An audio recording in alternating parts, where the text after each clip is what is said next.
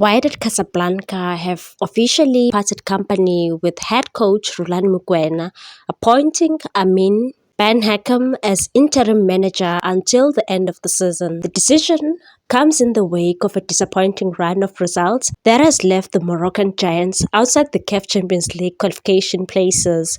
With just 3 matches remaining in the Botola Pro League, Mokwena's exit, confirmed by Wydad Times, ends a brief but eventful chapter in the South African's managerial journey. In what proved to be his final match in charge, Wydad were held to a frustrating 1-1 draw against OC Safi, despite dominating for over 75 minutes and holding a slender lead. A red card shifted the momentum, allowing the host to equalize just minutes later. That result appeared to seal Mokwena's fate, with both parties subsequently reaching a mutual agreement to go their separate ways.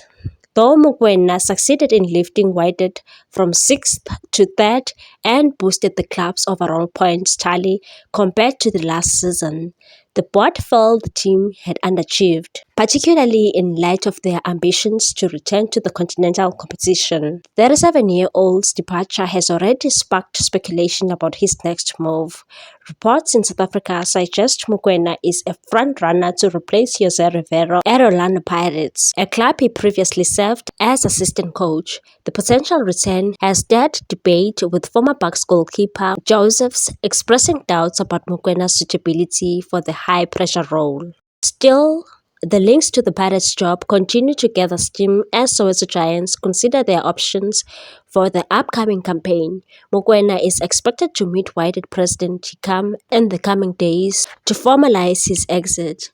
While missing out on the chance to guide Wydad at the upcoming FIFA World Cup will undoubtedly sting, the departure paves the way for Mokwena's likely return to South African football, a move many will watch closely. Please like, comment, share, and subscribe for more sports news.